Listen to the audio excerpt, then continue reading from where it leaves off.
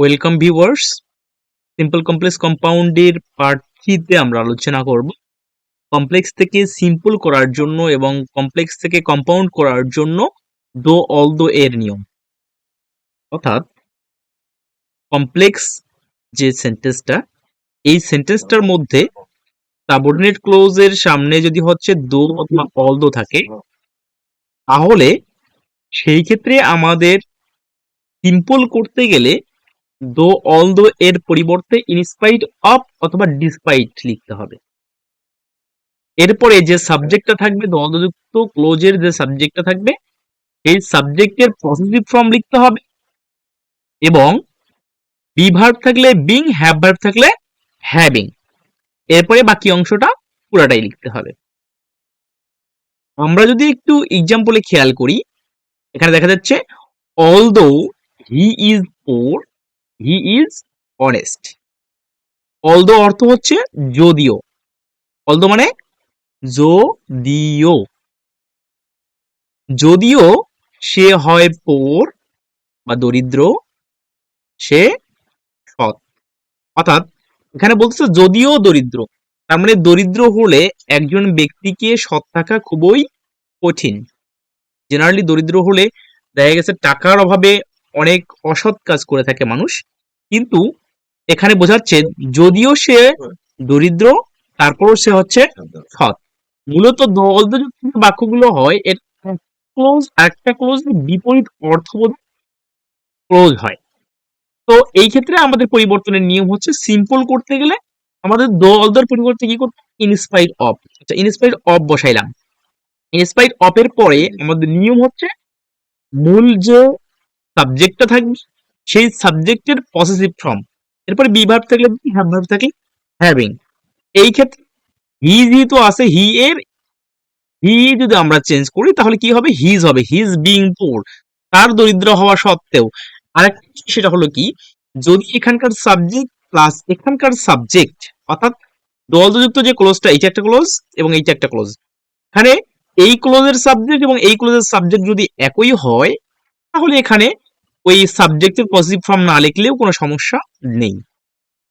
কিন্তু আলাদা আলাদা সাবজেক্ট হয় তাহলে অবশ্যই পজিটিভ ফর্ম লিখতে হবে। আচ্ছা, আমি পজিটিভ ফর্মটা লিখলাম। এরপরে বি ভার্ব থাকলে হ্যাভ ভার্ব থাকলে হ্যাভিং। আমরা বি ভার্ব এবং হ্যাভ ভার্বের সাথে সবাই সুন্দরভাবে পরিচিত। তো এখানে দেখা যাচ্ছে যে বি ভার্ব রয়েছে, am is, are, was, were, been, এগুলোকে বলা হয় বি ভার্ব। আর হ্যাভ, হ্যাজ, হ্যাড, এই তিনটাকে বলা হয় হ্যাভ ভার্ব। সো এখানে বি ভার্ব রয়েছে, যেহেতু বি ভার্ব রয়েছে, বি ভার্ব থাকলে আমাদের লিখতে হয় বিং। এখানে দেখা যাচ্ছে যে বি ভার্ব থাকলে কি লিখতে হয়, বি ভার্ব থাকলে বিং লিখতে হবে। আচ্ছা, বি ভার্ব থাকলে বিং লেখা হলো, এরপরে বাকি অংশ জাস্ট সেম বসবে। এখানে লেখা আছে বি ভার্ব থাকলে বিং, হ্যাভ ভার্ব থাকলে হ্যাভিং, আর বাকি অংশ জাস্ট, যদিও লেখা নেই তো বাকি অংশ সেম থাকবে, তো বাকি অংশ আমরা সেম রাখলাম। তাহলে in spite of being poor he is honest. তো এই বাক্যটার মধ্যে যদি আপনারা নাও বোঝেন, একটু নিচে আমরা খেয়াল করি, দো cricket is a costly game, it is very popular. তাহলে এই যে ক্রিকেট আর ইট, এটা একই সাবজেক্ট, এই জন্য এখানে পজিটিভ না লিখলেও হবে। তো এই দলদের পরিবর্তে ইনস্পাইট অফ, এরপর বি ভার্ব আছে বিং, এরপর বাকি অংশ যা আছে সেম। তাহলে in spite of being a costly game, cricket is very popular. আশা করি আপনারা কমপ্লেক্স থেকে যে সিম্পলের যে নিয়মটা, এটা আপনারা ক্লিয়ার বুঝতে পেরেছেন। আর একটা বিষয় সেটা হলো কি, কমপ্লেক্স থেকে যদি আমরা কম্পাউন্ড করি, তাহলে কম্পাউন্ড করার নিয়ম হচ্ছে দুইটা যে ক্লোজ থাকবে প্রিন্সিপাল ক্লোজ, সেই দুইটা ক্লোজের মধ্যে যদি আমরা বার্ড বসাই দেই, মাঝখানে যদি বার্ড বসাই দেই, তাহলে সেটা কম্পাউন্ড হয়ে গেল। তো সেক্ষেত্রে দলটা অবশ্যই তুলে দিতে হবে। দল যদি আমরা তুলে না দেই, তাহলে সেটা কিছুতেই কম্পাউন্ড সেন্টেন্স হতে পারবে না। কারণ আমরা জানি কম্পাউন্ড সেন্টেন্সের মধ্যে দুইটা প্রিন্সিপাল ক্লজ থাকে, প্রিন্সিপাল ক্লজ আর একটা সাবঅর্ডিনেট ক্লজ। এই জন্য দোয়ালদোটা তুলে দিতে হবে কম্পাউন্ড করতে গেলে। এখানে আমরা যদি একটু এক্সাম্পলে খেয়াল করি, অলদো হি ইজ পুর, হি ইজ অনেস্ট। যদিও সে হয় দরিদ্র, সে সৎ। এই ক্ষেত্রে আমরা একটু খেয়াল করি, অলদো তো উঠে গেল, এরপরে মাঝখানে আমাদের বাট বসাই দিলে হবে। তাহলে he is poor but honest.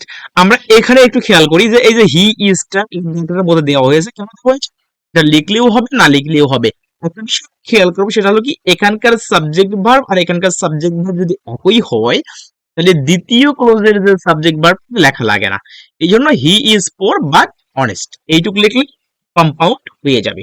So next যে এক্সাম্পলটা রয়েছে এটার মধ্যে যদি আমরা খেয়াল করি, দো cricket is a costly game it is very popular. So এইটা যদি আমরা একটু খেয়াল করি তাহলে একই জিনিস, cricket is a costly game but very popular. তাহলে এই ইট আর এই যে ক্রিকেট ইজ, ক্রিকেটের পরিবর্তে এখানে ইট বসানো হয়েছে, আর ইজ তো ইজ, এখানেও ইজ আছে এখানে ইজ আছে, এই জন্য ইট আর ইজ যদি আমরা না লিখি তাতে কোনো প্রবলেম নেই। তাহলে cricket is a costly but very popular, অথবা আমরা এভাবেও লিখতে পারবো cricket is a costly game but it is very popular. এইটুক লিখলেও হয়, অথবা এইটুক বাদ দিলে হয়ে যাবে, এটা বাদ দিলেও হয়ে যাবে। আশা করি আপনারা বুঝতে পেরেছেন কমপ্লেক্স টু সিম্পল এবং কমপ্লেক্স কম্পাউন্ড করার যে নিয়ম। এরপরে আমরা আসি সিম্পল থেকে যদি আমরা কমপ্লেক্স করি তাহলে সেই ক্ষেত্রে খেয়াল করতে হবে এর ইনস্পাইট অফ যদি থাকে অথবা ডিসপাইট যদি থাকে তাহলে আমাদের বুঝে নিতে হবে যে এটা দো অল দো গঠন করতে হবে। সেক্ষেত্রে আমাদের খেয়াল করতে হবে ইনস্পাইট অফ এর পরিবর্তে দো অল দো। আর আরেকটা বিষয় কি, এখানে দেখতে হবে পজিটিভ আছে কিনা, সাবজেক্টের পজিটিভ আছে কিনা, যদি পজিটিভ থাকে তাহলে সেটাকে সাবজেক্টে রূপান্তর করতে হবে। আর যদি পজিটিভ না থাকে, দেখা যাচ্ছে পজিটিভ নেই, সেই ক্ষেত্রে দেখতে হবে দ্বিতীয় ক্লজের মধ্যে কোন সাবজেক্ট আছে, যে সাবজেক্ট সেই সাবজেক্ট আমাদের দোয়ালদের এই সাবজেক্ট বানাইতে হবে। এরপর বিং আছে নাকি হ্যাভিং আছে, যদি বিং থাকে তাহলে সেটাকে কি করতে হবে, বি ভার্ব দিতে হবে, বি ভার্বের রূপ দিতে হবে। আর হ্যাভিং থাকলে তাহলে সেটা হ্যাভ ভার্বের রূপ দিতে হবে, হ্যাভ ভার্বটা লিখতে হবে। এখন এখানে আরেকটা ঝামেলা রয়েছে, সেটা হলো টেন্সগত ঝামেলা। কারণ অ্যামিজার ওয়াজয়ার, এখন বি ভার্ব তো অ্যামিজার ওয়াজয়ার রয়েছে, তো ইজ দেবো না আর দেবো নাকি ওয়াজ দেবো না ওয়ার দেবো, সেক্ষেত্রে ডিপেন্ড করবে সাবজেক্ট এবং পরের ক্লোজের যে টেন্স রয়েছে সেই টেন্সের উপর ডিপেন্ড করবে। এই পরের ক্লোজটা যদি দেখি যে আমাদের পাস্ট টেন্স আছে পাস্ট টেন্স করতে হবে, আর যদি দেখি প্রেজেন্ট টেন্স আছে তাহলে প্রেজেন্ট টেন্স করতে হবে। এক্সাম্পল আপনারা ভালো বুঝতে পারবেন। এখানে দেখেন ইনস্পাইট অফ আছে, আমরা জানি তো অল দো দিতে হবে, যে দিলেই হবে, তাতে কোনো প্রবলেম নেই। সাবজেক্ট নেই, যেহেতু সাবজেক্ট এই ধরনের সাবজেক্ট বসাই দিতে হবে। এরপর আরেকটা বিষয় সেটা হলো এখানে দেখা যাচ্ছে বিং রয়েছে, যদি বিং থাকে আমাদের বি ভার্ব বসাইতে হবে। এখন বি ভার্বের কোনটা বসাবো, অ্যামিজার না ওয়াজার, সেক্ষেত্রে আমাদের লক্ষ্য করতে হবে এটা প্রেজেন্ট টেন্সে আছে নাকি পাস্ট টেন্সে আছে।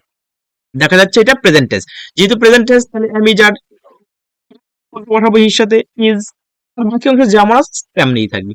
তাহলে অলদো হি ইজ অনেস্ট।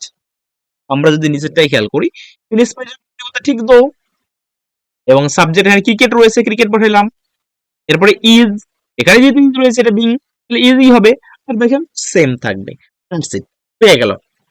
আর যদি আমরা কম্পাউন্ড করি সেই ক্ষেত্রে সিম্পল থেকে কম্পাউন্ড করতে গেলে এই যে ইনস্পাইট অফ এর পরিবর্তে, অর্থাৎ এই যে আগে আমাদের হচ্ছে সাবজেক্ট ভার্ব বসাইতে হবে, সাবজেক্ট আমরা হি বসাইলাম, এরপর বি ভার্ব আছে বিং, তাহলে ইজ, এরপর মাঝখানে বার্ড বসাই দিলে হয়ে যাবে। কারণ কম্পাউন্ডের ক্ষেত্রে শুধু দল যুক্তের ক্ষেত্রে বার্ড বসে, আর ইফ যুক্ত নেগেটিভ হলে অর বসে, আর বাকি সকল কম্পাউন্ড করতে গেলে এন্ড বসাইতে হয় মাঝখানে। That's it. আপনারা আশা করি আপনারা ক্লিয়ারলি বুঝতে পেরেছেন। সো এই ভিডিওটা পুরোটাই দেখার জন্য আপনাদের সবাইকে অনেক অনেক ধন্যবাদ, এবং নেক্সট যে পার্ট আসবে সেই পার্টটার জন্য আপনারা অপেক্ষা করেন, আগামীকাল ইনশাল্লাহ সে পার্টটা আপনারা পেয়ে যাবেন। Good bye today.